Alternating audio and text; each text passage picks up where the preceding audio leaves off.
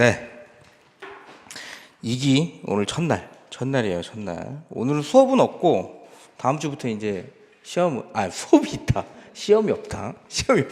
죄송합니다. 오랜만에 2차 강의하려고 하니까 설레네. 어쨌든 그 시험은 없고 문제는 제가 2기 거는 이미 다 만들어 놨습니다. 만들어 놨고 해서 다음 주부터 시험을 볼 건데 논의해야 될 게 하나 있습니다. 여러분들하고 논의해야 될 게 있는데 이거를 전보미를 볼지 아니면 일단 뭐 강의 계획서는 제가 이렇게 했거든요. 예습형 플러스 복습형이니까 이번 주랑 다음 주에 나갈 거를 제가 미리 알려드릴 거예요. 그러면 그거까지 해가지고 시험 보면 아마 그러면 다음 주 거가 아마 협약까지 나갈 거거든요. 생각보다 진도가 빠를 거예요. 왜냐면 4번 만에 지금 다 끝내야 되거든요. 4번 만에 끝내고 개별적 근로관계도 4번 만에 끝내고 그러니까 여기는 뭐 16회 차라고 했는데 오전 오후가 나눠져 있으니까 그러는 거고 그래서 아마 다음 주에 보면 단체 협약. 그러니까 뭐 쪼개서 시험을 보는 것도 나쁘지 않을 것 같긴 해요. 그러니까 시험 범위가 어떻게 되냐면 이렇게 되는 거죠. 4월 21일 날은 처음부터 단체 협약까지 보는 거고 4월 28일에는 뭐 쟁의까지 포함해서 누적 진도로 보는 거고 뭐 5월 5일까지는 이제 제가 봤을 땐 집단도 노상하게 봐도 되거든요. 5월 5일까지는 이제 끝까지 보는 거죠. 전체. 그러면 5월 12일 날부터는 이제 개별적 근로관계를 들어가는 거고 그런 식으로 할 건데 그게 아마 지금 유예생 이상인 분들은 그게 나을 겁니다. 훨씬. 그래서 누적 진도로 볼게요. 누적 진도로 보는 게 나을 것 같아요. 그래서 누적 진도로 볼 거고 그 뭐더라? 4월 28일? 4월 28일 보시면 여기 1차 모의고사가 있대요. 여기 학원에. 그래서 1차 모의고사가 끝나고 수업하는 거 괜찮아요? 시험도 보고. 뭐 저야 뭐 상관은 없는데 뭐 1차 모의고사 보시는 분들이 있으니까 뭐 시험 끝나고 1차 모의고사 보시는 분들은 되게 피곤해요. 근데 뭐 괜찮아. 뭐 2차 시험 봐야 돼. 1차 모의고사 봤으니까 2차 시험 안 보고 아니야. 1차 시험 봐야 됩니다. 그래서 4월 18일에는 오후에 조금 수업을 하는 거고 뭐 전체적인 일정이 그러니까 뭐 그거는 조금 해주시면 되고 5월 19일은 휴강입니다. 휴강. 이거는 뭐 당연히 전날에 그 다음 주에 바로 1차 시험이기 때문에 그렇게 하는 거고 냉정하지만 중요한 말씀을 좀 드리면 동차생 분들이나 그리고 이제 뭐 조금 동차인데 꽉 찬 동차 분들 있죠. 그분들하고 실력 차이를 확 벌릴 수 있는 기간은 지금밖에 없습니다. 3기 때는 똑같아집니다. 4기 때는 똑같아져요. 그러니까 지금 격차를 확 벌려 놓으셔야 돼요. 확. 그래서 수업 같은 경우에는 굉장히 조금 뭐 빠르게 나갈 거고 요거를 먼저 하고 여기에 빠진 내용을 제가 파란 책으로 이렇게 넣어 드릴 테니까 걱정하지 마시고 하면 되고 시험 문제 1기 거 잘 갖고 계시죠? 1기하고 뭐 그냥 툭 까놓고 합시다. 1기에 나온 주제는 잘 안 나올 거예요. 왜냐하면 한번 봤기 때문에 굳이 그거를 또 내서 풀 필요는 없을 것 같고 변형을 해서 나올 수는 있죠. 근데 뭐 변형이 뭐 회사만 바꾼다거나 사람만 바꾼다거나 이런 건 아니고 거기에 밑에 있는 주제가 낸다던가 해가지고 곁다리를 쓸 수 있는 문제는 나올 겁니다. 근데 1, 2, 3기에 나오는 시험 문제 있죠? 그거 잘 가지고 나중에 3기 때는 어떻게 되냐면 그거 뭐 제가 파일로도 올려드릴 텐데 복사집 가서 뽑아. 그래서 그거를 그냥 그 스프링처럼 해서 그것만 보세요. 그것만 마지막에 한 1주 남았을 때는 2주 남았을 때는 그것만 보는 겁니다. 그것만. 그것도 다 가져갈 수는 없어요. 그래서 그것만 미친 듯이 보고 들어가는 겁니다. 선명하게. 그래서 모든 주제를 거의 다 건들 거기 때문에 뭐 진짜 이런 걸 안 나온다 하는 거 안 낼게요. 진짜 이런 거 안 나온다 그런 거 안 내고 아마 거기서 나올 거예요. 거기서 나올 거니까 차분하게 준비하고 그리고 지금 멘탈 잘 잡았네. 멘탈. 특히 이제 유예생 이상인 분들은 아마 지금 좀 이게 막 재미도 없어질 시점이고 그 다음에 조금 지루하다 이런 느낌도 있을 거예요. 근데 원래 그렇게 하는 겁니다. 원래 그렇게 하다가 더 이상 보기 싫을 때 붙는 겁니다. 원래 더 이상 보기 싫을 때 붙고 언제 또 봐요? 한 3개월 딥다 놀다가 이제 수습 들어가면 또 봐요. 그때 하나도 기억 안 나지 이제 그때. 그죠?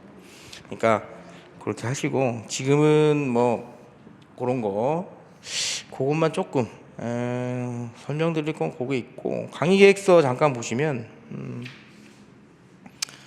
앞에 양력이야 뭐 그냥 보시면 될 것 같고요. 강의 목표 보시면 진짜 시험지 작성하는 시간입니다. 시험지 작성하는 시간이고 그래서 조금 뭐 제 수업을 들어보신 분들은 아시겠지만 어쩔 수 없습니다. 저는 약간 실강생 분들을 조금 중점적으로 봐드릴 수밖에 없어요.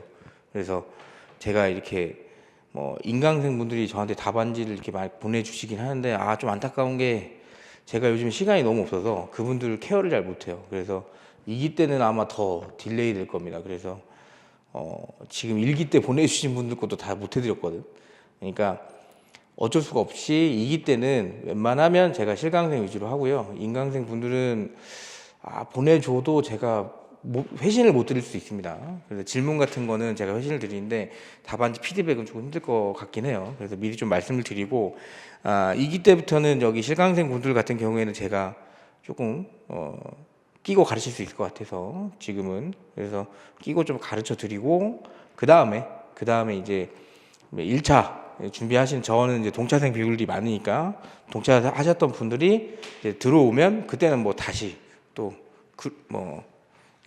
이전처럼 돌아가는 거예요. 제가 뭐 따로 뭐 제가 직접 첨삭을 하지만 이제 대면까지 좀 힘들 수도 있다 그때는. 그래서 조금 여유가 있을 때 제가 좀 많이 봐드리겠습니다. 많이 봐드리고 충분히 잘 쓰시는 분도 많이 계셔서 뭐 크게 걱정은 안 하는데 그런 부분 조금 하시고 한 5분만 잔소리 좀 하면 지금부터는 책을 계속 돌려야 됩니다. 계속. 그러니까 뭐 이게 쉽지 않은 일이긴 한데 계속 돌려야 되고 개인적으로는 그냥 학원 모의고사 진도에 맞춰서 돌리세요.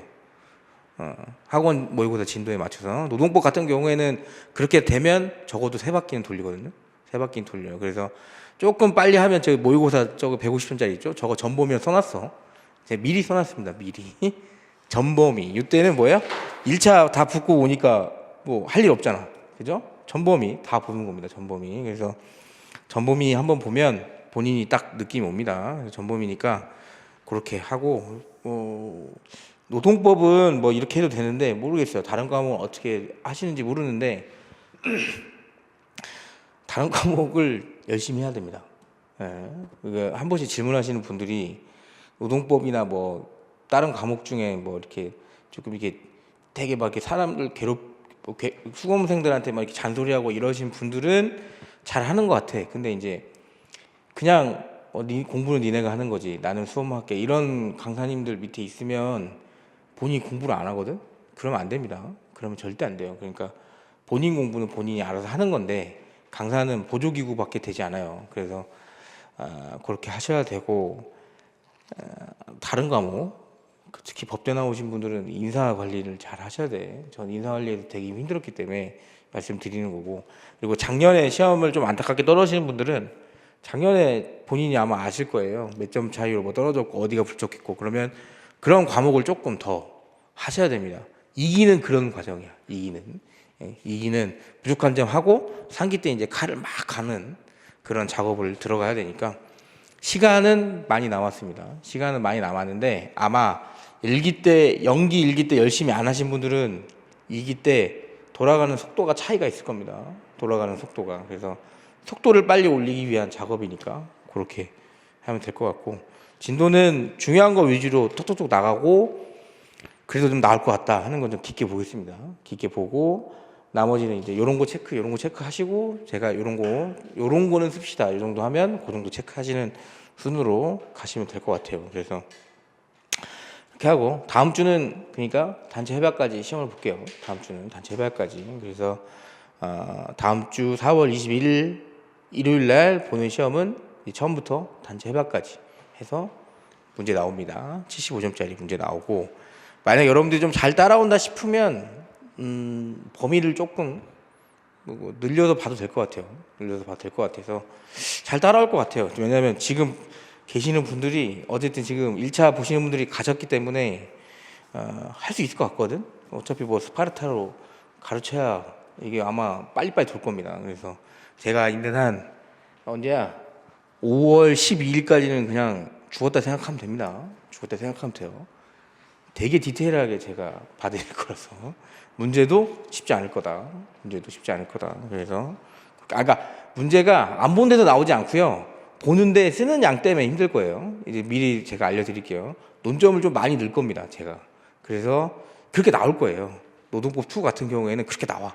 5점짜리가 모여서 25점짜리가 될 겁니다. 5점짜리들이 모여서 25점까지. 그러면 내가 어디까지 써야 되는지, 내가 여기 그 다음에 내가 어디서 멈춰야 되는지 그런 것도 좀 제가 설명을 드리고 그런 감을 지키는 거니까 그렇게 하시고 뭐 1차가 13,000명인가 지원하셨다며. 그러면 뽑는 인원은 330으로 확정이잖아요. 지금 그 인원이 늘어날 것 같지는 않아요. 워낙 이게 협회에서 반발이 심해서 그 인원이 늘어날 것 같지는 않은데 330명이고 작년에 지금 깔려 있는 분들이 한 6천 명 정도 될걸요.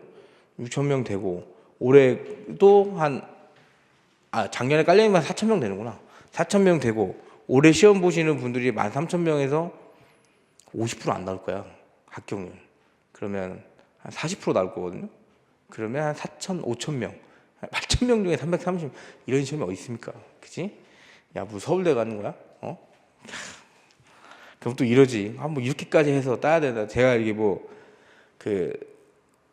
요즘에 뭐 후배는 아니고 제 동기들한테 연락이 엄청 와요. 제 동기들이 제가 지금 딱 만으로 딱 5년 됐을 거예요. 개업한 지. 만으로 딱 5년 됐는데 동기들이 자꾸 연락이 와요. 왜? 회사에 있다가 법인에 있을 때도 눈치 보이는 시기가 딱 저입니다. 그러니까 월급이 노무사들은 올라갈 수 있을 만큼 막 올라갈 수가 없어요. 더 올라가려면 어떻게 해야 돼? 내가 지분을 넣고 파트너로 전환을 해야지 본인이 올라가는데 이제 안정적인 삶을 취하는 친구들 같은 경우에는 이게 여기서 월급쟁이를 하고 싶은 거예요. 대신 일은 많잖아. 본인이 경력이 많으니까 데이터도 많이 쌓았을 거고 월급쟁이 하고 싶은데 문제는 뭐냐면 이게 대표나 회사에서 줄 수 있는 연봉이 정해져 있어요. 그래서 그게 안 되면 이제 본인이 나가야 돼. 아니면 본인이 그 연봉에 만족을 하던가. 대부분 아마 한 달에 제가 봤을 때 맥시멈 700? 700이 최고일 겁니다. 700이 거의 채용으로는 최고일 거고 준 파트너 식으로 들어가면 인센티브가 별도로 되니까 그거는 그런데 일반적으로 채용으로 했을 때 맥시멈 700이에요. 1,000만 원까지 넘는 건 못 본 것 같아. 제가 봤을 때는. 700도 어떤 700이에요? 아침부터 저녁까지 일 계속 해주는 거야. 그죠? 주말에도 당연히 나오는 거고. 그래야 한 700 가져가. 우리들 삶이 그래요. 변호사들도 똑같아. 변호사들도 제 친구들 채용으로 있으면 인센 터져봤자 얼마 터져서 본인이 사건 물어와야 인센 줘요. 본인이 사건 물어와요. 얼마나 물어보겠어. 영업을 안 하는데. 그러니까 거기도 그 정도 될 겁니다. 그래서 어쏘 변호사들이라고 하죠. 그분들도 제가 알기로는 400 언저리에서 다 계약하는 걸로 알고 있거든요. 근데 왜 하냐면 내가 법무법인을 몇 개 하거든. 제가 지금. 그래서 월급을 볼 수 있어요. 근데 그렇더라고요. 구조가. 그러니까 노무사나 변호사나 월급이 좀 비슷해져 버린 느낌이 좀 있죠. 근데 노무사는 뭐예요? 수습기간부터 1년 동안은 거의 최저임금입니다. 그거 참아야 돼. 못 참으면 못 가는 거. 그래서 동기들이 왜 연락이 오냐면 그분들이 이제 지금 회사에 다니거나 아니면 그거 하잖아요. 이제 개업을 생각하는 거야. 그럼 제가 솔직하게 말을 해줘요.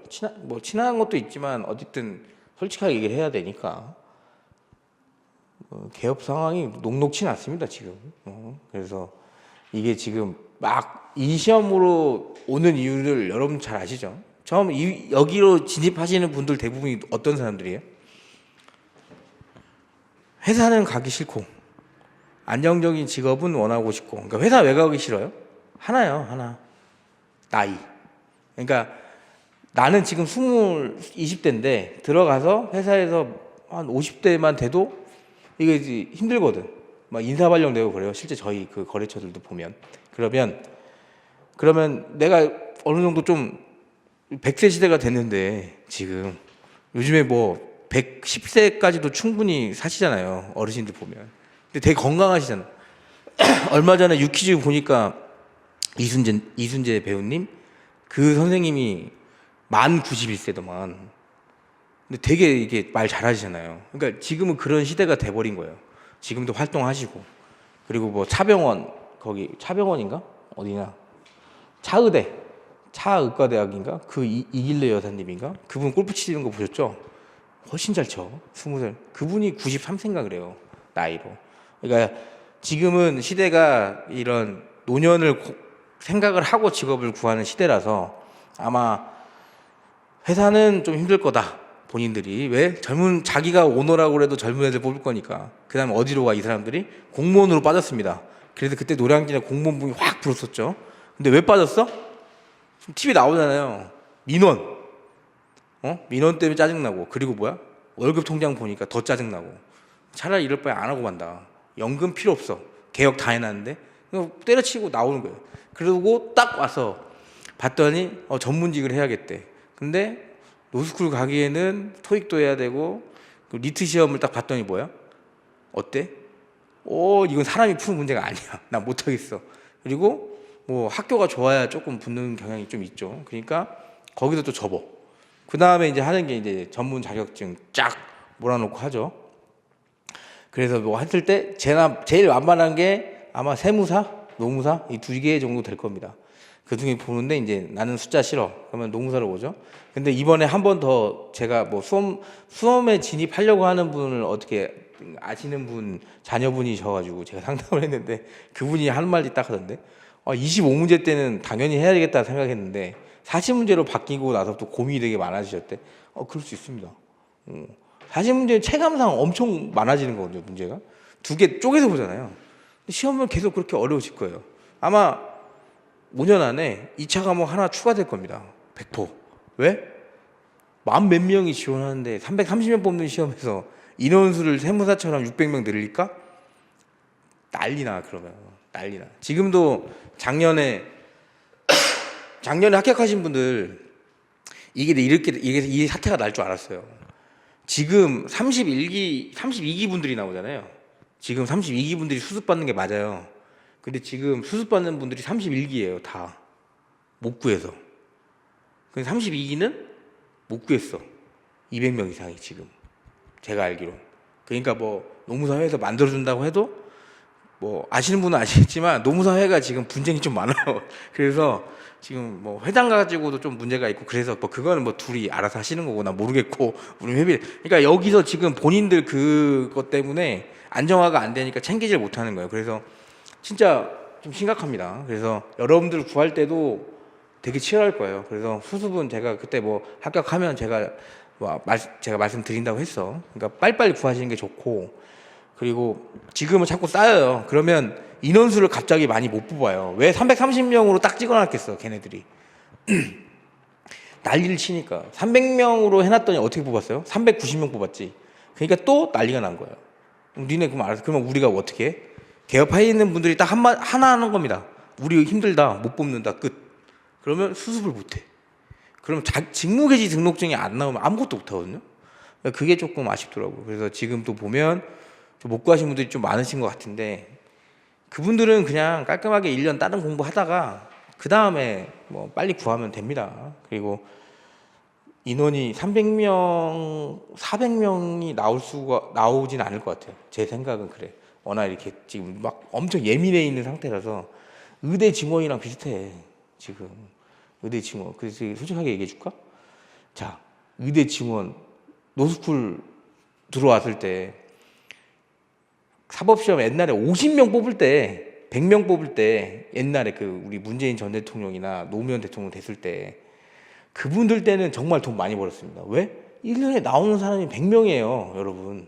근데 언제 바뀌었어요? 꽤 됐어요. 한 1000명? 문민정부 들어오고 나서부터는 1000명 이상 뽑았죠. 노스쿨 들어왔을 때 그냥 한 700명 더 뽑는 것 뿐이에요. 큰 차이가 없다고, 그때랑. 솔직히 말하면.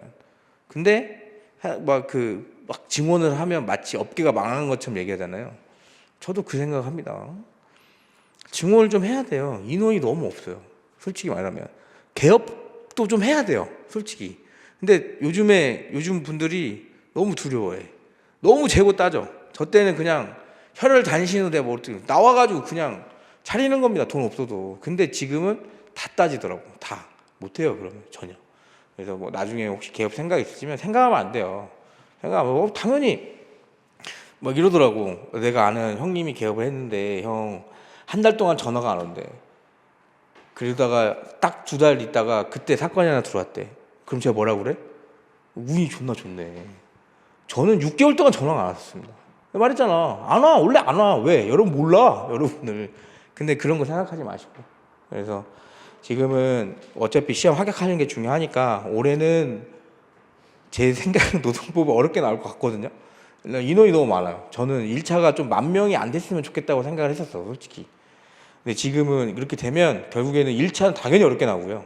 근데 문제수가 많기 때문에 아마 어려운 문제 5개만 깔아놔도 애들 다 죽어. 제가 봤을 땐. 그러니까 이런 데도 어려운 문제 어떻게 까는지 아세요? 당연히 이건 보잖아. 첫 페이지는 사회보험법. 제가 갑자기 강의를 하니까 사회보험법은 어디를 어렵게 낼까? 앞에 사회보장제도 엄청 어렵게 낼걸요? 그거는 공부해도 못 맞추게 돼. 그러면 거기서 죽지. 그럼 얘는 맞힐 게 없어. 다른 애들은 고용산재를 막 피터지게 공부한 애들은 거긴 쉽게 낼 겁니다. 왜? 공부한 애들은 맞춰라. 대신 니네가 공부 이렇게 하지. 제가 말씀드렸잖아. 수학 수능 때 수학 1번부터 4번까지만 푸는 애 나 1번부터 3번까지만 풀었는데 어느 순간부터 뭐야? 1번하고 2번밖에 못 풀겠던 거야. 3, 4번이 어렵게 나오기 시작한다고요. 그러니까 똑같아요. 사회보장제도 아마 비슷할걸? 5문제 나올 건데 아마 2문제는 못 푸는 문제 나올 겁니다. 3문제는 공부하면 다 먹는 문제고. 그러니까 공부를 할 때 그렇게 해야 돼요. 요것도 똑같아요. 쉬운 주제가 나오잖아요. 그러면 생각을 엄청 하셔야 됩니다. 왜? 그렇게 낼 리가 없습니다. 이제 어떻게든 실수를 유발할 거예요. 특히 집단법. 제가 봤을 때는 개별법은 최신 판례를 제가 엄청 드릴 거거든요. 다음 주부터. 어쩔 수 없어. 거기서 한 문제 나올 거거든. 거기서 재수없게. 그거 내면 모르면 못 쓰죠. 아마 그럴 겁니다. 그래서 최근 경향이 어떻게 되냐면 최신 판례가 올해 딱 나왔잖아요. 선고가. 그러면 1년 정도 교수님들이 연구를 하고 냈거든요. 근데 이제 그런 게 없을 거예요. 조금 옛날 이론을 그냥 근로기준부상 근로자 판례도 태극권 대법원 판례 나온 거 보면 끝에 3줄 들어가 있거든요. 3줄. 근데 그 3줄 때문에 나올 수 있다고. 근데 그 3줄을 모르면 못 쓰는 거잖아. 너무 당연한 거예요. 형식적 요건 말고 실질적 요건 위주로 봐야 된다. 이런 게 다야. 근데 그 문구가 조금 그렇게 써져 있어요. 그러면 그것 때문에도 나오면 그 판례를 모르는 애들과 아는 애들은 1, 2점의 차이가 분명히 있어. 그러면 1점 때문에 떨어지는 거예요. 1점 때문에. 그래서 그런 거를 좀 소개를 시켜드릴게요. 그러면 그 판례를 다 외우는 게 아니고 뭐다? 그것만 외우는 거예요. 그거. 최근 판례에서는 이런 경향으로 보고 있기 때문에 좀 더 실질적 요건을 강화한 것으로 보인다. 요 3줄 들어가려고 하는 거예요. 아셨죠? 그러니까 그런 게 좀 많아요. 지금 보면. 그래서 그런 거 위주로 개별법은 최신 판례에도 무조건 한 문제 나올 겁니다. 완전 뻥찌는 문제 하나 나올 거니까 너무 이렇게 하지 말고 문제로 이게 진짜 제대로없으면 제가 옛날에 사법시험 할 때 어떤 경향이 있었냐면 출제위원 쪽에서 교수님들은 안 그래. 출제위원 쪽에서 신림동에 있는 복사집에 있는 문제집을 다 가져갔습니다. 기출문제를. 그 다음에 어떻게 했어? 안 나오는 거 위주로 출제 가이드를 줬어요. 그럼 어떻게 돼? 그래. 힘들어지는 겁니다. 그때. 그러니까 그럴 수는 아직까지는 없을 것 같은데 우리는 경쟁이 진짜 치열했을 때는 그런 소문도 있었어요. 근데 그게 거의 맞았던 것 같아. 예, 그래서 실제로도 막 되게 유명한 강사 일타들 사법시험에 일타 같은 경우에는 학원 전체 통으로 다 썼으니까 그때는 뭐 인강이 있었던 시대도 아니고 어떤 시대는 이거 나이가 연식이 그거 알아? 테이프? 모르지? 우리 때는 테이프 이게 있었어요. 지방에 있으신 분 테이프. 우리 MP3 있었으니까. 그지? 어쨌든 테이프. 그런 시대라 그때는 그분들이 그렇게 해가지고 많이 했었죠. 근데 대단한 건 강사님들도 그런 걸 알기 때문에 잘 피해서 했었어요. 그래서 그때는 뭐가 있었냐면 신림동에 그 복사집에 있는 자료랑 수업 자료랑 달랐습니다. 무슨 말인지 알죠? 거기 자료랑 여기랑 달랐다고. 아니면 빼고 줬거나. 왜? 하도 그런 게 많으니까. 그죠? 그래서 지금은 그러진 않을 것 같고 왜냐하면 인강이 있어서 그래서 그렇게까지 하고 수업 중간중간에 제가 말씀드릴 수 있으면 말씀드릴게요. 자, 책 볼까? 책 요거 빨간색 요거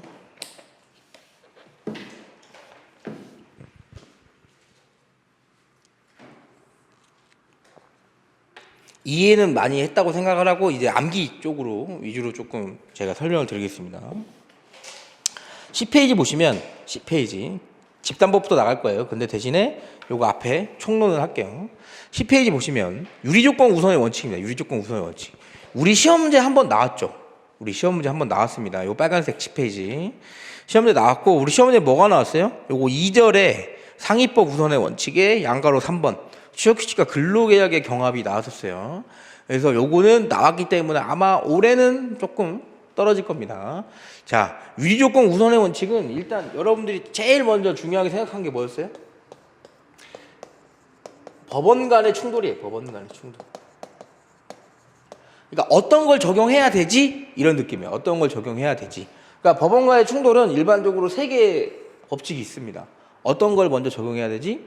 제일 중요한 거 상위법. 위에 거 더 큰 거 적용해야 된다. 상위법. 두 번째는 신법. 22년도에 개정이 됐으면 내가 22년도 이후에 이 법 적용을 받는 게 당연한 거지. 22년도인데 내가 선택해서 받을 수는 없잖아. 나 97년도 거 받을래. 이런 거 안 된다고. 신법.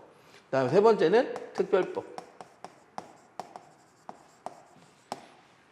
일반법. 그러니까 일반법은 야, 폭행하지 마세요. 이런 게 일반법이라면 특별법은 뭐예요? 물건 들고 폭행하면 가중처벌합니다. 이런 게 특별법이라고. 그럼 물건 들고 폭행했으니까 뭐예요?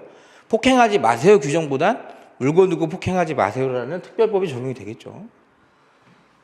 그래서 상위법, 신법, 특별법의 우선의 원칙이 이게 베이스인데, 우리 노동법 관련해서 문제가 됐던 건 뭐예요? 유리조건 우선의 원칙이 문제가 되는 거예요.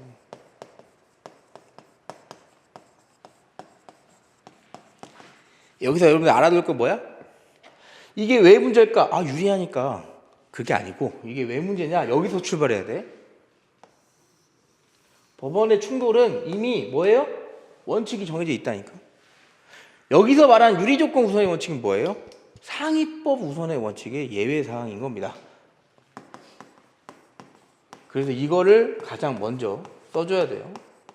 상위법 우선 원칙의 예외.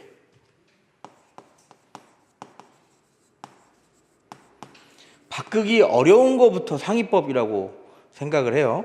법은 아니고 법원이더 엄밀히 말하면 법원. 법원의 개념은 뭐였어? 여기 뭐 고등법원 이런 거 말고 판사가 판단을 할 때 기준으로 세우는 법리를 말하는 겁니다. 그래서 유리조건 우선의 원칙 보시면 바꾸기 어려운 것부터 취업규칙하고 근로계약이 붙었다며요. 취업규칙하고 근로계약이 붙었다며. 그러면 취업규칙이랑 근로계약이랑 놔두면 얘는 1대1로 바꿀 수 있죠. 얘는 뭐야? 분리하면 집단 동의를 받아야 돼요. 그죠? 그러니까 얘가 훨씬 바꾸기 까다롭습니다. 그죠? 그래서 얘가 먼저 적용이 돼요. 정해놨다고. 누가? 법원이 충돌할 때는 이런 원칙이 있으니까 이대로 해라. 그래서 원칙대로 가면 당연히 취업규칙이 적용되는데, 노동법은 특이하게 뭐가 있어요? 1대1로 계약하다 보니까 취업규칙보다 유리한 어떤 거?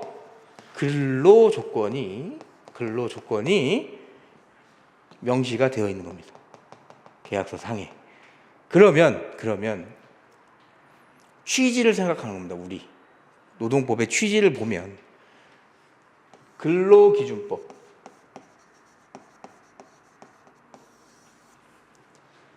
일단 요거는 일반법이 아니고 특별법이죠. 왜? 일반법에 민법에 고용계약이라는 게 있어요. 근데 그 고용계약 하나를 어떻게? 이렇게 하지 마세요. 이렇게 하지 마세요. 하고 제한을 해놓은 거예요. 누굴 제한하는 거예요? 사용자 제한하는 겁니다. 반대로 말하면 뭐예요? 그래, 근로자를 보호하는 겁니다.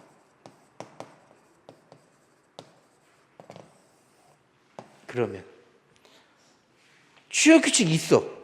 근데 근로계약 1대1로 계약해서 근로자한테 유리한 근로조건 만드는 게 이상한가요?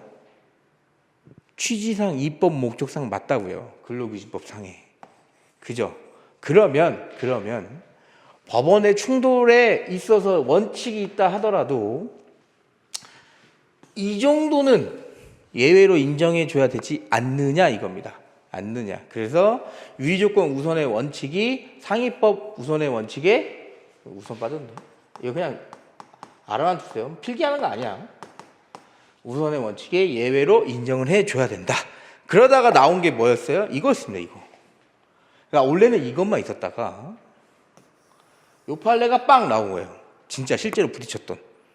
그죠? 임금 피크제 관련해서 취업 규칙으로 바꿨는데 근로계약성에 봤더니 아직 취업 규칙으로는 월급을 다운시키는 걸로 만들었어요. 근데 근로계약에는 월급이 다운되지 않아. 그랬더니 얘가 어떻게 했어? 회사가 야 월급 삭감하는 거라니까 우리 집단 동의 받았어. 그럼 뭐해? 나머지 집단 동의 못 받은 집단도 적용이 돼요, 안 돼요? 원래 이거 취업규칙 보면 적용이 되는 거야. 왜? 법 규정이 있잖아. 그죠? 적용이 되는 거예요. 근데 뭐야? 아니다. 우린 근로계약 쌍에 따로 조건이 되어 있고 이게 뭐다? 상위법 우선의 원칙, 유리조건 우선의 원칙이 적용돼야 되는 것이다 라고 주장한 게 대법원까지 간 겁니다.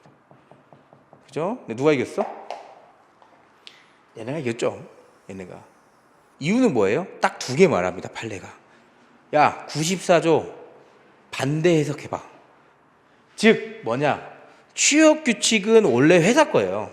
그죠? 회사 거고 그냥 협의, 의견만 거쳐서 만들 수 있다고요. 근데 이걸 바꾸는 것도 원칙적으로는 누구 거예요? 원래 회사가 혼자 할 수 있는 겁니다. 근데 뭐야? 불리하면 어떤 동의? 집단의 동의를 받으래. 여러분이 회사 오너예요. 생각을 딱 해봐. 어때요? 귀찮은 존재입니다. 근로기준법 자체가. 그리고 내 회사에 내가 규칙을 만들고 하는데 법에만 위반되지 않으면 되지 내가 왜 이렇게까지 귀찮게 해야 돼? 이런 느낌이에요. 그러니까 반대 해석하면 뭐냐면 그게 야 니네 마음대로 취업규칙 바꾸지 마라는 내용이 들어가 있는 거예요. 반대로 해석하면 근로자 동의 받으라고. 즉 뭐다? 애들한테 물어보라고. 근로자한테 물어보라고. 그것도 뭐? 집단적 동의를 받아서 과반수 이상한테 물어봐라 이겁니다. 그러니까 마음대로 바꾸지 마라 이거예요. 그리고 근로기준법 4조 보면 어떻게 돼요? 얘네가 원칙을 정해놨어요. 근로기준법에. 뭐다? 사용자, 근로자 니네 둘은 동등해. 그러니까 일방적으로 한 명이 불리한 계약 하지 마. 이런 느낌입니다. 그리고 두 개를 합쳐보면 어때요? 이미 전제에 깔려있는 게 뭡니까? 여기 판례에 안 나오지만 근로자가 경제적, 사회적으로 불리한 위치에 있다는 게 깔려있어. 그죠? 그러니까 니네들한테 권한을 주는 겁니다. 어떻게 보면 취업규칙 바꾸는 거 여러분 경영권에 들어가 있는 거예요. 어느 정도. 법에만 위반 안 되면 되잖아. 솔직히 말해도 취업규칙 없어도 돼. 그죠? 그러니까 이런 거예요. 우리 봤지? 어디서 봤어? 징계에서 한번 봤던데 극단적인 예를 들어드리면 징계 쪽에 취규에 징계 절차 규정 있는 거랑 없는 거랑 결과가 확연하게 달랐죠. 그죠? 근로기준법에 징계 절차 규정이 있나요? 근로기준법에 절차는 없어. 해고에 대한 절차가 있는 거지. 징계에 대한 절차는 없습니다. 해고에 대한 서면 통보, 해고 예고 수당에 대한 절차가 있는 거지 징계에 대한 절차가 없어요. 근데 취업규칙에 징계 절차가 있으면 그거 안 지키면 어떻게 됐어? 사유 봤습니까? 사유 안 보고 정당성 없다고 판단했다고. 안 거치면. 절차를 안 거치면. 근데 절차가 없으면 안 거쳐도 일정 일응에 따른 소명권 정도 주장할 수 있는 정도만 마련해 주면 뭐예요? 정당성, 사유 인정되면 인정해줬다고요. 어때요? 어떻게 보면 취업규칙 회사가 규율하는 건데 안 만들고 싶지. 근데 뭐야? 10인이당 사업장에 만들게 하고 있으니까 만드는 거예요. 근로기준법에서 자꾸. 그러니까 무슨 말이냐? 원래는 사업주들이 사업을 할 때 이런 제한을 안 받아도 된다고. 근데 뭐다? 법에서 누굴 보호하기 위해서? 근로자를 보호하기 위해서 저런 걸 만들어 놓은 겁니다. 즉 뭐다? 근로자한테 니네 의견들 물어봐라. 이런 취지가 많이 강해져 있다. 그래서 그런 느낌으로 보시면 돼요. 우리 시험 문제 이게 나왔으니까 뭐야? 나 완전 오늘 이런 느낌이지? 완전 이해됐어 이제. 공부 진짜 열심히 해도. 근데 뭐야? 안 나와. 왜? 나온 지 얼마 안 됐습니다. 나온 지 얼마 안 됐고 요거는 이미 뭐예요? 상대방이 회사가 질 줄 알고 있었죠. 이미 뭐 학설상으로도 이게 워낙 확연하게 되어 있던 건데 진짜 한번 붙어본 거예요. 붙어봤더니 어떻게 해? 그냥 깨지는 거지 뭐. 그러면 우리 시험 문제 나올 건 뭐예요? 절로 가볼까? 여기 파트에서 한 B급 정도인데, 네, 25점짜리로 나오기 좀 힘들어. 분량이 너무 작습니다. 그래서 아마 합쳐서 나올 건데, 노동 관행이랑 합쳐서 설 수도 있습니다. 뭐랑 붙으면, 이건 아직 안 나왔습니다. 그죠? 이건 아직 안 나왔어요. 단협하고 취업 규칙하고 붙으면 어떻게 돼요? 그건 신경 쓰지 말고. 제가 봤을 땐 근로계하고 붙을 확률이 크거든. 그래야 사업 만들기가 좋아요. 취업 규칙으로 바뀌어도 상관없는 거고. 아셨죠? 아직 이건 안 나왔다. 저건 어때요, 지금? 예? 여러분이 많이 아는 판례는 뭐야? 단체 협약은 상위법 우선의 원칙 적용이 안 돼. 판례가 뭐라고요? 자치규범.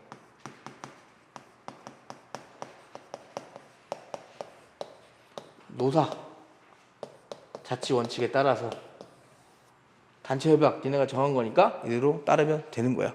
대신 뭐다? 현저하게 합리성.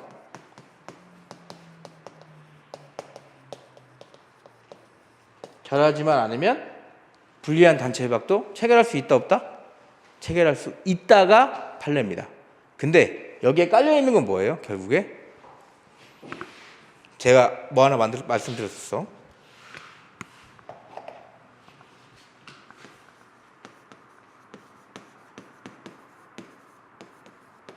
그지? 이게 무조건 깔려 있습니다. 이 판례는 저 법규정을 직접적으로 설명을 하지 않지만 이미 이 법규정을 깔아놓고 얘기하는 거예요. 뭐라고 나와 있어요? 여기는 위반이라고 나와 있죠. 이거 무조건 빼먹으면 안 됩니다. 문제 나오면. 여기 뭐라고 나와 있어요? 97조인가? 근로기준법 97조인가에 뭐라고 나와 있어요? 여기는 미달이라고 나와 있습니다. 완전 달라요. 여러분들이 만약에 점수가 나오면 판례도 당연히 써주는 거고, 판례는 어렵지 않거든요. 왜? 얘네들은 그냥 단체 협약의 특성을 보는 거예요. 1년에 한 번 겨우겨우 어렵게 해서 단체 협약 만들어놨는데 근로계약에 유리한 조건이 있다고 우선 적용하면 결국 어떻게 돼요? 단체 협약의 기능을 전혀 못해요. 야, 싸그리 잡아가지고 해줬더니 그 근로계약에 유리한 것만 쏙쏙 뺏어간다? 그럼 뭐다? 그럼 단체 협약 누가 체결하겠냐 이거지. 그죠? 할 필요가 없잖아. 그러니까 단체 협약의 일반 본질적인 기능을 생각하면 전원한테 다 적용되는 게 맞고 바뀌면 안 됩니다. 그죠? 그래서 불리한 단체 근로계약의 내용도 가능하다. 그게 뭐다? 현저하게 합리성만 결하지 않으면. 근데 문제는 뭐다? 깔려있는 건 이겁니다. 이거. 그래서 답안지에 검토든 아니면 따로 목차를 빼든 뭐라고 써야 돼? 뭐 입법 목적의 차이 아니면 명문의 규정상 차이라고 해서 목차 잡아도 좋습니다. 그래서 노조법 33을 쓰고 근로기준법 97조 쓰면서 뭐라고 그래요? 미달과 위반의 차이를 명확하게 알려줘야 됩니다. 미달은 떨어지지만 않으면 돼요. 그죠? 상회하는 건 상관없다고. 그리고 뭐다? 위반은 떨어지든 올라가든 다 안 맞는 겁니다. 얘가 10,000원 주라고 했으면 10,000원 줘야 돼. 15,000원 줘도 안 돼요. 그죠? 그거를 꼭 명시해야 됩니다. 그래서 뭐 과거에는 아주 옛날에 90년도에는 뭐도 있었어요? 교수님들이. 그런 교수님도 있었습니다. 야, 이거 일본 거 베끼다 보니까 이거 입법 미비했네. 바보입니까?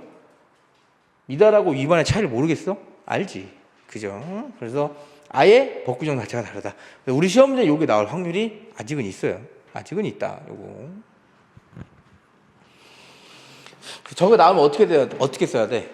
유리 조건 우선의 원칙부터 쓰는 거예요. 여기부터. 그죠? 법원 간의 충돌, 상위법, 건데 유리 조건 우선의 원칙이 있고, 근데 뭐다? 판례는 이렇다. 제가 봤을 땐 근데 판례에 하나 더 붙이는 게 나을 것 같아요. 저걸. 그래서 뭐 법규정의 차이 뭐 이렇게 써도 되고, 아니면 법규정 및 입법 목적의 차이 해서 근로기준법 97조는 이렇게 하면서 판례 한두 줄 소개시켜주면 되죠. 근로계약 했을 때 근로계약에 여기 명확하게 근로기준법 4조와 97조의 반대 해석상 이렇게 길게 쓰지 말고요. 요것도 센스예요. 이 판례 간단하게 주면 뭐예요? 근로기준법의 취지, 근로기준법 4조와 근로기준법 94조의 반대 해석상 뭐예요? 근로자의 참여를 유도해서 사용자가 마음대로 취업규칙 못 바꾸게 하는 거니까 근로계약의 유리조건 우선 원칙이 적용되는 건데, 요거 봐라. 노조법 33조 봐라. 미달이 아니고 위반이면 상해하는 조건도 위반인 것이다. 그러면 뭐예요? 굉장히 답안지가 탄탄해집니다. 그죠? 나오면 10점, 15점 이 정도. 아마 뭐랑 합쳐서 나올 것 같긴 해. 제가 봤을 때 아마 그러겠죠. 뭐 단체 교섭 쪽에 아니면 단체 협약 쪽에 문제 막 내놓고 뭐예요? 뭐 한편 갑은 뭐 해가지고 단체 협약과 달리 이러한 조건을 정해서 해당 조건이 먼저 적용돼야 된다고 본인은 단체 협약 적용 제외자라고 말을 한다. 가능하냐? 그럼 뭐야? 단체 협약 적용 제외자라고 했으니까 우리 문제 풀어본 거 뭐예요? 노동조합의 가입 범위하고 단체 협약 적용 제외 범위가 다르게 나오는 거 하나. 그 다음에 요거 적용 하나. 그럼 25점짜리 됩니다. 아시죠? 그럼 25점짜리. 그러니까 이게 이런 거 모아가지고 뭐야? 이렇게 딱. 그죠? 방금 좋았죠? 있어요. 우리 문제에 한번 있습니다. 그런 식으로 됐어요, 제가. 그래서 저는 논점을 일부러 이기 때는 어떻게? 3개 정도 넣습니다. 25점에. 그러면 3개를 어떻게 써야 돼? 하나라도 놓치면 뭐야? 점수 깎기 제일 좋아요. 논점 많으면. 안 썼네? 뭐 나머지 2개 이런 거예요. 선생님 3개 논점 나왔는데 나머지 2개 열심히 쓰면 25점 주지 않을까요? 왜? 배점이 없잖아. 그죠? 배점이 없으면 안 줘요. 그죠? 그러니까 무조건 논점 많이 줄 겁니다. 그래야 수험생들의 격차가 확확 늘어나거든요. 그죠? 그렇게. 그래서 요거 잘 알아두셔야 돼. 그래서 공부하실 때도 저게 있구나 하면 다른 거랑 연결시키면 이렇게 되겠구나. 특히 집단법은 그렇게 하셔야 됩니다. 그렇게. 상황이 뭐예요? 이게 여러분들이 지금 보는 유리조건 우선의 원칙부터 저 뒤에 보는 부당노동행위까지 뭘로 연결되어 있는 거예요? 대법원 판례 하나로 여기서부터 부당노동행위까지 다 나올 수 있습니다. 그지? 왜? 남이 이거 주장했어. 그러다 뭐야? 말 안 들으니까 어떻게 돼? 쟁의행위 빡 했어. 근데 그게 불법이다 아니다 문제 있고, 그리고 쟁의 하다 보니까 중간에 하고 사업주가 마이크 그 뭐 말해. 너 이거 지배 개입이다. 이게 대법원 판례 다 들어가 있다고. 그죠? 그러니까 결국엔 하나의 스토리입니다. 충분히 낼 수 있다. 그렇게. 그래서 보시면 잠깐 보세요. 법원의 의의 보시면 97조 써져 있죠. 97조 있고 상위법 우선의 원칙 제2절 원칙 보시면 노동법의 여러 가지 법원은 헌법을 최상위로 하고 법률, 조약, 명령, 단체협약, 취업규칙과 조합규약, 근로계약 순으로 적용된다. 이 정도. 완벽하게 안 해도 돼. 이거 그냥 뭐 이 정도 있다. 이 정도 있다. 예외 보시면 하위기법인 취업규칙, 근로계약이 근로기준법보다 유리하면 해당 규범이 적용되는 바. 그죠? 근로기준법이 미달이라고 적혀놨으니까. 근데 뭐다? 다만 노조법 33조는 뭐예요? 강행성이 있죠. 위반이라는 명칭을 쓰고 있기 때문에. 그래서 무효이기 때문에 노동법의 유리조건 우선의 원칙을 전면 적용하고 있다고는 판단할 수 없는 겁니다. 그죠? 근로기준법은 적용하는데 노조법은 적용 안 하고 있으니까. 그래서 우리가 봤던 건 양가로 3번에 취업규칙과 근로계약의 경합이고, 요거 보시면 2번 보세요. 동그라미 2번. 취업규칙 집단적 동의 절차를 거친 불이익 변경. 원래 이게 적용이 돼야 되는 게 맞다고. 그러려고 법 만든 거니까. 그래서 근로기준법 94조 보시면 사용자는 뭐 취업규칙 작성 뭐 이런 거 있어도 과반수 의견 다만 불리하면 뭐다? 동의받아라. 그래서 위 규정 네 번째 줄 밑으로 내려오시면 위 규정은 사용자가 일방적으로 정하는 취업규칙을 근로자에게 불리하게 변경하려고 할 경우에 뭐 근로자 보호하려고 집단 동의 물어보는 거예요. 그지? 물어보는 거잖아. 원래 물어볼 필요가 없다니까. 상식적으로 생각해보면 내 규칙 내가 바꾸는데 법 위반 안 하면 되잖아요. 그지? 법 위반 안 하면 된다고. 징계 절차 생각해보세요. 법 위반 안 했어. 근데 취업규칙에 절차 만들어놨다가 안 지켰더니 뭐야? 정당성 없대잖아. 징계위원회 구성도 컨트롤 한번 한 적이 있었죠. 작년에 시험 문제 나왔던 거. 그 다음에 근로기준법 4조 또 말하죠. 4조. 근로조건은 동등한 지위에서 결정해야 되는데 위 규정은 뭐예요? 사용자가 일방적으로 근로조건 결정하면 안 된다고. 근로조건 근로관계 당사자의 자유로운 합의에 따라 정해져야 되는 사항을 분명히 하고 있죠. 이미 뭐예요? 깔려있는 게 근로자가 경제적, 사회적으로 불리한 위치에 있구나. 이거 어디서 봤어? 근로기준법상 근로자 판단에서도 봤습니다. 형식적 요건만 가지고 판단하면 안 된다. 뭐? 근로소득세 원청 징수, 4대 보험에 대한 근로자 의무, 기본급 고정급이 정해져 있는 유무 뭐야? 왜 안 돼? 왜 이런 거 보고만 판단하면 안 돼? 그래, 경제적 종속관계에 있기 때문에 그렇습니다. 경제적 종속관계에 있기 때문에 사용자가 우위에서 임의적으로 결정할 수 있죠. 있죠. 내려가시면 밑줄 긋은 거 보시면 근로기준 94조 정한 집단전 동의는 취업규칙의 유효한 변경을 위한 요건에 불과하므로 취업규칙의 집단전 동의를 받아 근로자에게 불리하게 변경된 경우에도 4조가 정하는 자율결정 원칙은 여전히 지켜야 됩니다. 근데 얘도 좀 논리가 있는 게 뭐냐면 4조는 예외사항이 있었나요? 단서조항이 있어요? 단서조항 없어요. 근데 얘가 지금 취업규칙 불이익 변경 뭐예요? 단서조항입니다. 원칙과 단서조항이 붙으면 무조건 원칙이 이깁니다. 그죠? 단서는 뭐야? 다만 이러한 경우에 이런 거니까. 그래서 3번 보시면 개별적 동의. 그래서 근로자에게 불리한 내용 변경된 취업규칙 집단 동의를 받았다고 하더라도 자 이거 헷갈리면 안 돼. 답안지 쓸 때 혹시나도 걱정돼서 그럼 이 그 갑이라는 근로자라고 칩시다. 얘가 지금 유리한 조건을 받은 근로자가 갑이야. 갑한테는 그 취업규칙이 무효가 되는 겁니까? 무효야? 아니야. 절대 그렇게 쓰시면 안 됩니다. 큰일 나. 갑에게는 해당 취업규칙은 무효로 되고 근로계약이 적용된다. 이게 아니야. 이게 근로계약만 유효한 게 아니고 둘이는 똑같이 유효합니다. 근데 뭐야? 적용 순서에서 바뀐 것 뿐이에요. 아셨죠? 답안지 그렇게 써야 돼요. 보시면 이거 나오는 거예요. 근로자에게 불리한 내용의 변경된 취업규칙 집단 동의 받았다고 하더라도 그보다 유리한 근로조건을 정한 개별 근로계약 부분이 우선하여 효력을 갖는다고 했잖아. 무효가 되는 게 아니라고요. 그지? 무효가 되는 게 아닙니다. 우선하여 효력을 갖는다고 할 수 없다. 이 경우 근로계약 내용 유효하게 존속, 변경된 취업규칙 기준에 유리한 근로계약 내용 변경할 수 없으며 근로자 개별적 동의 없는 한 취업규칙에 유리한 근로계획 우선 적용한다고 그러잖아. 그죠? 우선 적용하는 겁니다. 그러니까 뭐다? 둘 다 유효해요. 그러니까 근로계약이 없으면 뭐야? 갑하고 을인데 을은 근로계약이 없어. 만약에. 그럼 뭐야? 을은 취업규칙 적용되는 겁니다. 아셨죠? 아셨죠? 그래서 이때 보시면 양가로 4번 정하고 있지 않은 경우 동그라미 이건 보세요. 그래서 이런 게 나오는 겁니다. 그래서 4조, 94조 뭐 이런 거 봤을 때 취업규칙에서 정한 기준을 상회하는 근로조건을 개별 근로계약에 따로 정한 경우에 하나여 적용할 수 있는 것이고 개별 근로계약에서 근로조건에 관해 구체적으로 정하고 있지 않은 경우에는 취업규칙 이게 적용된다고 보는 게 맞겠죠. 하나가 이기고 지는 게임이 아니라는 걸 말씀드리는 거예요. 취업규칙과 근로계약 유리조건 우선의 원칙은 아셨죠? 우선 뭐가 적용되느냐 이겁니다.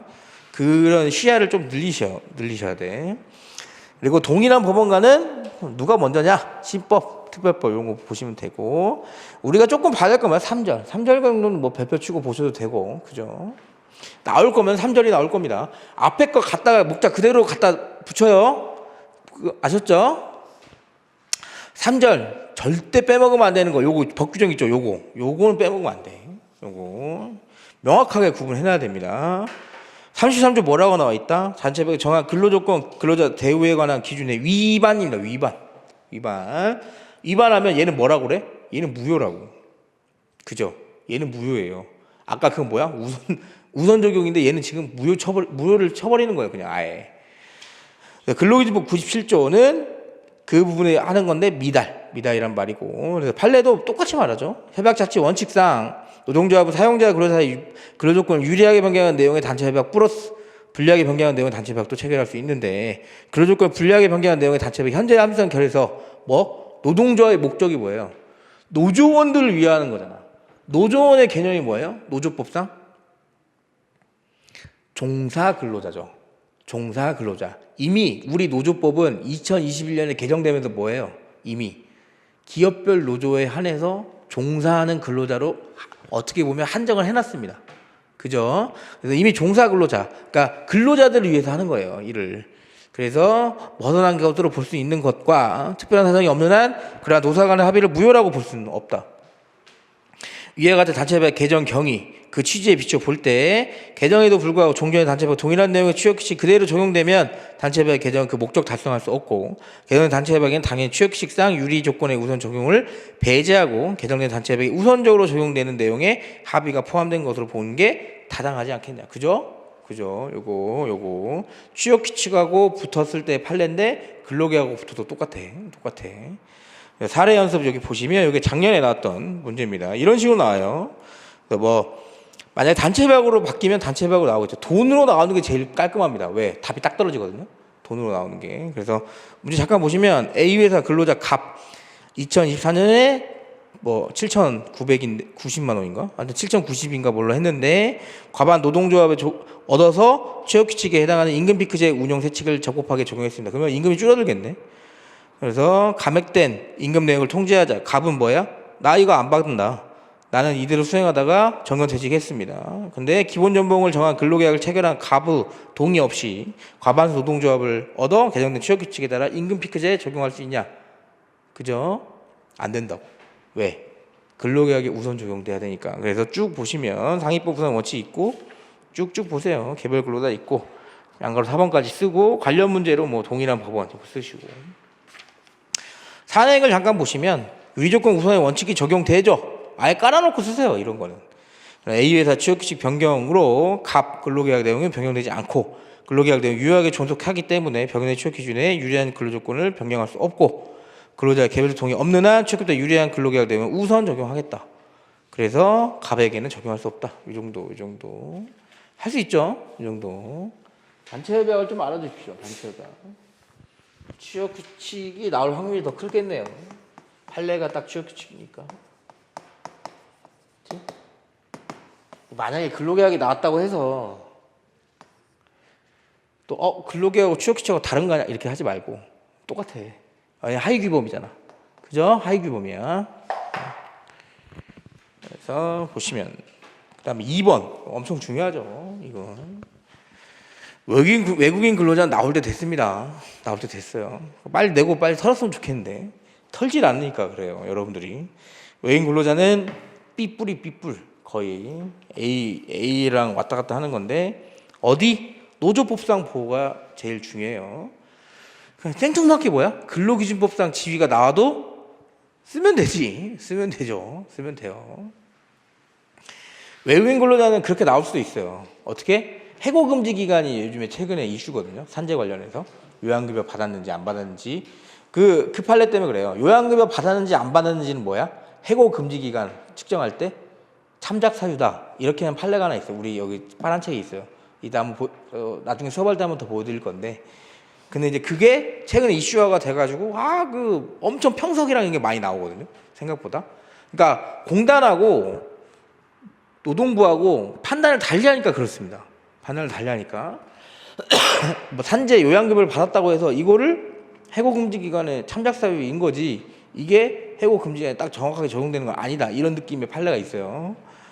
그래서 외국인 근로자 보시면 해고금지 기간하고 외국인 근로자 불법 체류자가 산재 신청을 했을 때 산재 승인을 받았을 때 그거랑 엮어서 나올 수도 있을 것 같긴 해요. 근데 그렇게 나오면 너무 어려워. 그래서 일단 16페이지 보시면 16페이지 외국인 근로자 불법 체류 외국인의 근로기준법상 근로자입니다. 근로기준법상 근로자. 그래서 요것도 아직 나오진 않았다. 그래서 2조 보시면 근로자라고 있죠. 어차피 본 김에 2조 있고 노조법상의 노조법 2조 보세요. 개념이 다릅니다. 그죠? 개념이 달라요. 근로자의 범위가 당연히 다르겠지. 그죠? 일단 근로기준법상 근로자는 뭐예요? 직업의 종류 관계없이 사업이나 사업장 박아놨지. 여기에서 일하라고. 사업이나 사업장. 노조법상 근로자는 뭐예요? 박아놓지 않았습니다. 이에 준하는 수입으로 생활하는 자. 범위가 훨씬 넓다. 그래서 보다 구직 중인 자, 실업 중인 자도 포함이 되는 겁니다. 왜? 사업 또는 사업장에 없어도 되니까. 그죠? 자, 양가로 2번 판례 태도 보시면 16페이지 양가로 2번 판례 태도 보시면 요거를 그냥 기억을 해주면 좋을 것 같아요. 다른 거 말고. 우리가 뭐 암기할 때나 이해할 때는 한 줄씩 봤지만 지금은 포인트를 조금 알아두면 좋거든요. 출입국 관리법령의 취지, 요 판례는 의미가 뭐냐면 두 개로 나눠서 봅니다. 이거 그냥 제가 나눈 거야. 이건 뭐 참고하셔도 되고 이해 차원에서 참고하시는 거고 취업 자격을 하나 나눈 거고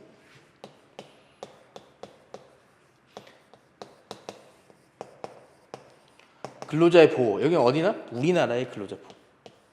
우리나라 근로자 보호를 같이 넣는 거예요. 취업 자격. 원래는 이 판례가 뭐냐면 출입국 관리 법령은 뭐예요? 사후적 처분이지. 생각해봐. 사후적 처분이에요. 이미 뭐야? 잘못하고 있는 애들 잡으러 가는 처벌이에요. 그죠? 그러니까 원래는 뭐예요? 불법 체류자 이미 일하고 있는 거 잡으러 가려고 하는 게 목적이었다가 판례가 뭐라고 한다? 근데 우리나라 근로자 보호하는 거랑 좀 같이 좀 참작을 해보니까 이미 일하고 있는 불법 체류자를 단속하는 것도 목적인데 얘네들을 아예 고용하지 않는 것도 목적인 것 같다. 그래서 뭐다? 고용 자체를 금지시키는 것까지 나아가죠. 그러니까 범위가 더 커지는 거예요, 효력이. 그러니까 우리나라 근로자를 보호하는 게 맞지 않냐? 왜? 일자리도 없는데 지금. 그죠? 대신에 뭐야? 이렇게 확장하면서 뭐라고 그래요, 판례가? 야, 이거 우리 말고 외국인도 넣자 이겁니다. 근로자 보호 개념에. 그럼 뭐야? 이미 잘못해서 불법 체류자로 일을 하고 있다고 하더라도 이미 형성된 근로관계는 뭐예요?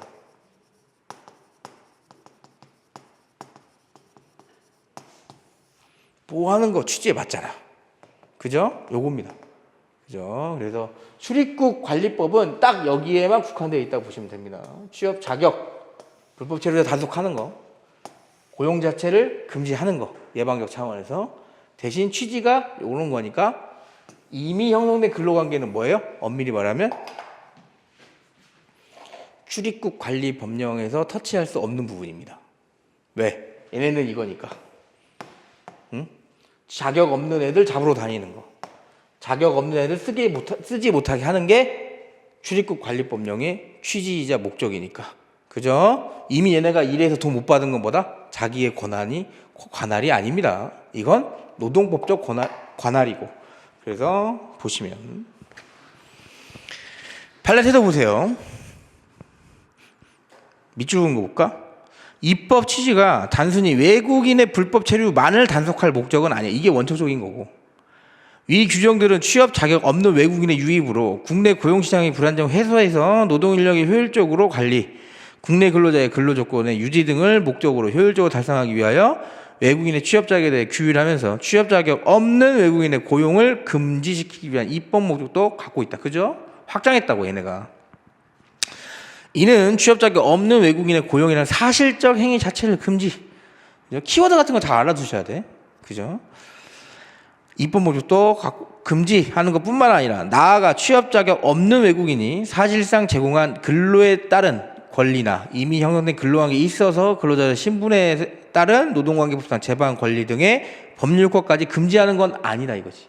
나는 단속만, 난 취업 자격만 보는 법이야. 이걸 뭐다? 니네가 판단해. 그랬더니 뭐야? 보호 범위로 딱 판례가 판단해 주죠. 취업 자격 없는 외국인이 출입국 관리법 제한 규정 위반해서 근로계약 체결했다고 하더라도 그 근로계약 당연 무효는 아니죠. 왜? 근로기준법 위반한 건 아니잖아 지금.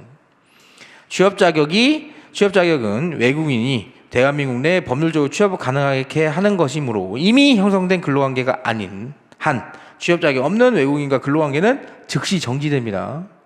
당사자는 언제든 그와 같은 취업 자격이 없음을 이유로 근로계약 해지할 수 있다. 무슨 말이에요? 해고해도 상관없다 이겁니다. 해고해도 상관없다. 왜? 위반했으니까. 위법행위를 한 사람이니까. 그래서 이렇게. 그래서 이미 형성된 근로관계, 이미 발생된 외국인의 채권 이런 거는 줘야 됩니다. 요양급여 대상자 똑같아요. 외국인이 취업 자격이 아닌 산업연수 체류 자격으로 입국. 그래서 산재 보험 적용이 되는 사업장에 회사와 고용계약을 체결하고 근로를 제공하다가 작업 도중에 부상 입었습니다. 그러면 출입국 관리법상 취업 자격을 갖고 있지 않다고 하더라도 그 고용계약이 무효가 아닌 건 알죠? 그러면 위 부상 여기 중요한 포인트가 뭐냐면 당시야 당시. 그 부상 당시. 그죠? 그러니까 그 부상 당시에 그 외국인이 사용종속관계 근로를 제공하고 임금 받아온 근로기준법상 소정의 근로자면 요양급여 받을 수 있다. 이렇게. 그래서 이후에 나가서 이걸 인정받고 이런 건 안 돼요. 직장 내 우울증이나 이런 걸로 인정받는 건 좀 쉽지 않을 것 같고 그 당시의 부상, 그 당시 사업장 일했을 때 당시입니다. 중요한 거는 이제 노조법상 보호가 조금 중요하죠. 생각보다. 어렵진 않거든요. 어렵진 않은데, 자, 2조 보시면 어쨌든 근로기준상 근로자랑 달라. 그죠? 그리고 노조법상 보호는 우리 노조법은 어디서 썼습니까? 근원. 근원이라고 하긴 그렇고, 그래, 헌법에서 갖고 줬어. 헌법 뭐? 33조. 기본권론에서 제대로 가져온 게 노조법입니다. 헌법 33조에 뭐라고 써 있어요? 단결, 단체 교섭, 단결, 뭐 단체 교섭, 그 다음에 단체 행동권 3개 있죠. 이거 기본권이다. 보호해라. 그럼 뭐다? 법률일보 원칙인 37조 2항에 해당되지 않으면 절대 침해는 절대 안 돼요. 제한만 가능한 거지. 그죠? 그죠? 그러니까 그만큼 보호를 한다. 그럼 똑같아.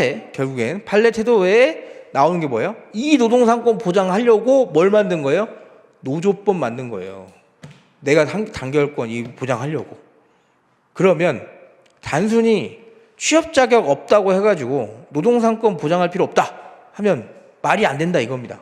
판례는. 그래서 보시면 노조법상 근로자란 타인과의 사용종속 관계의 근로를 제공하고 그 대가로 임금 등을 받아 생활하는 사람을 의미하며 특정한 사용자에게 고용되어 현실적으로 취업하고 있는 사람뿐, 이건 뭐야? 근로기준법상 근로자 플러스 일시적으로 실업 상태에 있는 사람이나 구직 중인 사람도 포함해서 뭐다? 노동상권 보장할 필요성이 있는 사람도 여기에 포함된다. 그죠? 그리고 출입국 관리 법령에서 외국인 고용 제한 규정을 두고 있는 것은 취업 자격 없는 외국인의 고용에는 사실적인 자체를 금지하고 있는 것뿐이죠. 상관없다고. 그러니까 우리는 저거 단속만 하는 거다.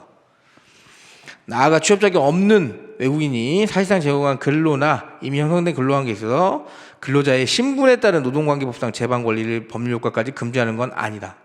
따라서 미주국은 노조법상 근로자성이 인정되는 한 그러한 근로자가 외국인인지 여부, 취업 자격 유무에 따라 노조법상 근로자의 범위에 포함되지 아니한다고 볼 수 없다. 지금 뭐다? 외국인, 그러니까 불법 체류 외국인인지 아닌지 여기에 일을 할 수 있는 그 법적 자격 요건이 갖춰져 있는지 안 갖춰져 있는 뭐다? 상관없다 이겁니다. 왜? 출입국 관리법은 내가 일했을 때 불법적인 거는 내가 처벌받고 추방당하면 되지. 그죠? 노동상권과 상관없다. 근데 뭐다? 중요한 거 3번. 그지? 저 같으면 3번 되게 잘 썼을 것 같아요. 3번이 중요합니다. 실익이 없다 이겁니다. 결국에. 야, 이미 법 위반한 사람이고 노조법상 근로자 인정해줘서 단결권, 단체 교섭권, 단체 행동권 인정해준다 치자. 노동조합 만든다 치자. 그럼 그 노동조합 뭐가 돼요? 결국에? 결론 뭐가 돼? 노조법상 노조가 될 수 있습니까? 노조법상 노조가 안 돼요. 신고증 안 나온다고. 그럼 뭐가 돼? 법의 노조밖에 안 됩니다. 그럼 노조법상 보호를 받을 수 있는 노동조합이에요? 아니야. 아니야. 자 보세요. 야, 이게 돼야 돼. 쭉쭉쭉쭉.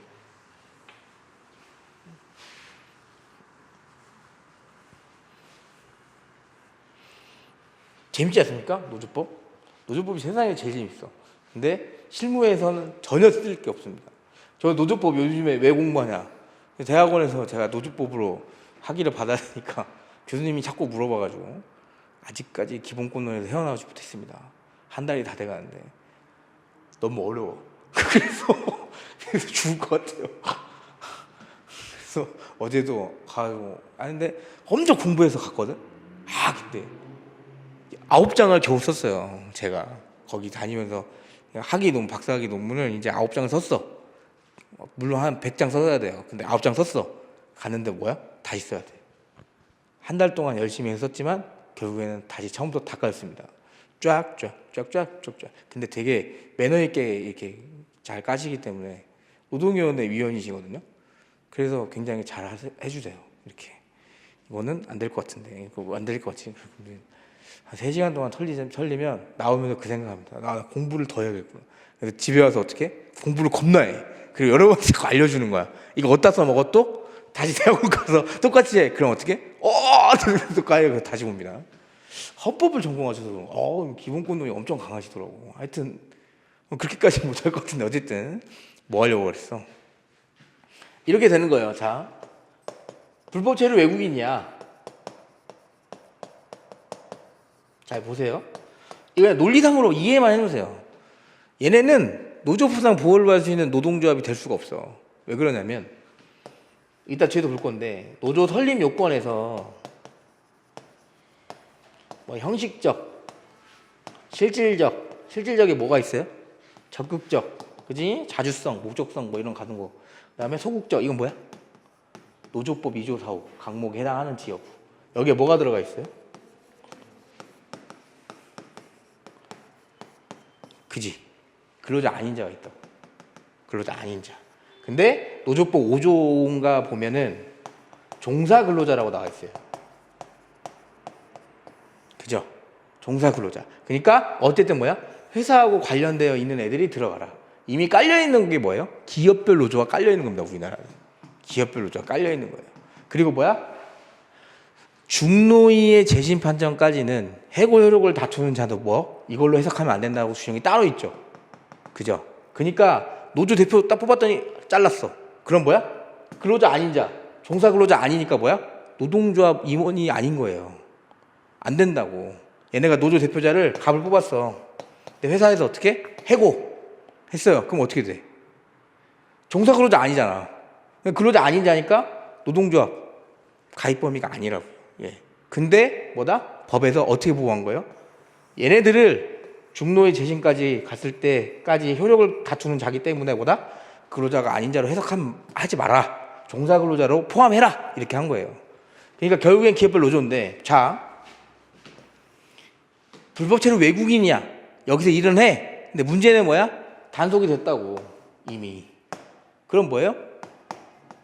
고용 자격이 없죠. 아까 판례 출입국관리법 뭐야? 고용 자체를 금지시키는 사실적 행위만을 단속한다며. 그러니까 얘는 이미 고용 자격이 없어요. 그럼 이때 뭐야? 종사 근로자가 아니에요. 그러니까 근로자가 아닌 자에 들어가서 무조건 뭐예요? 실질 요건 못 갖춘다니까 결국엔. 그죠? 형식 요건 당연히 못 갖추고. 법의 노조도 아니야. 지금 보니까 법의 노조도 아니에요. 그지? 노조가 성립이 안 돼. 그러니까 대법원의 반대 견해가 틀린 말이 아닙니다. 이게. 취업 자격 없는 외국인은 애당초 정상적인 취업을 하려는 근로자에 해당할 수 없고, 그죠? 이미 취업한 사람조차 근로계약 존속을 보장받지 못해. 그러니까 사라지잖아, 얘 지금. 그죠? 그러면 이미 노조부상 근로자 개념에 포함된다고 하여 포함은 되지 또. 왜? 개념 자체가 꼭 여기에 여기 사업장에서 임금을 받아야 되는 사람은 아니니까. 그죠? 그러니까 이게 좀 입법이 좀 그렇긴 한데 어쨌든 근데 이거 보세요. 노동조합법상 근로자 개념에 포함된다고 해서 뭐까지 얻는 게 아니야? 취업 자격을 자동적으로 취득하거나 그 국내 체류가 합법화되는 거 아니다고. 자, 노조부상 근로자 인정된다고 해서 뭐야? 출입국관리법에서 처벌 안 해요? 상관없다고. 아까 그냥 출입관리법 뭐라고 그랬어요? 판례가? 이네 둘은 달라 한 거예요. 그러니까 여기에 포함된다고 해서 뭐다? 이거 살아나는 거 아니다 이겁니다. 그죠? 이런 마당에 장차 근로관계 성립 혹은 계속될 것을 전제로는, 이 말이 되게 좋은 말이에요. 사용자의 단체교섭이나 단체협을 체결을 통해서 근로조건을 유지 개선하는 것 자체가 뭐예요? 적극적 요건이잖아 결국에는. 근데 이거 못한다니까? 협상 테이블이 아닌데 협상 테이블에 올라오지 못해요. 자격이 없어서. 결국 취업 자격 없는 외국인에 대해서 근로조건 유지, 개선과 지위 향상을 기대할 만한 법률상 이익을 인정하기 어렵고, 취업 자격 없는 외국인은 노조법상 근로자 개념에 포함하지 않는다고 봄이 상당하다는 대법원 반대 의견도 있습니다. 요거 다 반대 의견 잘 써주셔야 돼. 검토는 노조법상 근로자의 보호와 관련해서 헌법에서 보호한 노동 상권 필요성을 최우선 고려한다는 법을 위반하지 않는 자로 한정하여 보호하는 것이 합리적이라고 해석하고 보인다 하고 저는 반대 의견으로 갔는데 판례 의견으로 가셔도 돼. 그죠? 그건 선택입니다. 그래서 사례 연습 보시면 외국인 이렇게 나와요. 그치? 그래서 뭐 여기 결국은 지각 없이 성실하게 하다가 이 사람이 뭐야? 다쳤습니다. 그래서 밑에서 네 번째 줄 보시면 A회사는 을은 여행비자로 입국해서 A회사를 속이고 부부제라 신분으로 업무를 수행했던 사유로 근로기준법 및 산업재해 정대에서 아니라는 입장으로 퇴직금도 안 주고 요양급여도 안 줬어. 그죠? 둘 다 어떻게 되는 거야? 둘 다 뭐 처벌받는 거죠, 사업주. 그래서 보시면 둘 다 써주는 거예요. 요양급여 하나 써주고, 그 다음에 뭐 임금체불도 써주고, 그죠? 그래서 쭉쭉 넘어가시면 사안 해결 보시면 취업 자격 갖고 있지 않다 하더라도 고용계약의 당연 무효는 아니죠. 그러니까 명확한 입장을 취하고 있기 때문에 퇴직금 지급, 요양신청 거부할 근거는 없습니다. 그렇게 외국인의 노조법상 근로자는 이렇게 나왔어요. 이렇게. 그래서 100명 뭐 이렇게 하는데 보시면 세 번째 줄 보세요. 네 번째 줄 위에서 A회사 외국인 근로자 갑은 노동조합 필요성을 인식하고 비노동조합 설립하기 위해 행정관청에 노동조합 설립 신고서를 제출했으나 행정관청 취업 자격 없는 외국인의 근로자는 노동조합 설립 없어 반려하겠다는 통지를 받았다. 이에 갑은 취업 자격이 없다는 이유로 노동조합 설립이나 가입이 금지되는 걸 타당하지 않고 관할 행정청에 민원을 제기하는 바 이러한 갑의 좀 타당한가? 판례 태도로 풀어보면 쭉쭉 내려가세요. 원칙, 출입국 관리법, 그러면 2번 외국인 노조법상 근로자 보호문이 써주죠. 그 다음에 대법원 반대 결론까지 씁니다. 사안 해결 보시면 노동 상권 보장 필요성 보세요. 노조법상 근로자는 이렇게 해서 저기 밑에 하나, 둘, 셋, 네 번째 줄 뒤에 A회사 사례랑 연결시킨 거 있죠. A회사의 갑을 포함한 외국인 근로자 모두 사용종속과의 임금을 받아 생활하는 자에 해당하므로 노동상권 보장성은 충분히 인정되죠. 근로자 외국인인지 여부나 취업자의 유무에 따라 노조법상 근로자 보험에 포함되지 아니한다고 볼 수 없다는 판례에 따라 A회사의 근로자 갑은 노조법상 근로자 범위에 해당한다고 판단된다. 그래서 민원을 제기하려는 갑은 타당할 수 있죠. 근데 이건 대법원 의견에 따르면 되는 거고 개인적으로는 이게 실제 솔직히 말하면 실제 얘네가 진짜 이건 제가 창작한 거잖아요. 창작한 거예요. 실제 설립심사를 해본 적은 없잖아. 설립심사하면 100% 바꿉니다. 대부분 반대 견해 잘못될 거예요. 근데 이제 그렇게 하면 지들이 지금 쫓겨날 판인데 판례를 만들 수 있는 시간이 없잖아. 그래서 나올지는 않을 거예요. 근데 이렇게 나와도 대법원 판례로 써도 되고요. 반대 견해를 쓸 거면 대법원 반대 견해에 따라 이런 식으로 답안지 구성하셔야 됩니다. 그렇게 하시고 조금 쉬셨다가 어디로 넘어가야 되냐면 여기로 갈 거예요. 여기. 우리 파란 책에 노동관행 한번 보고 그 다음에 여기 집에 갈까? 안 돼. 오늘 우리 집 청소한단 말이야. 220페이지 나갈게요. 네.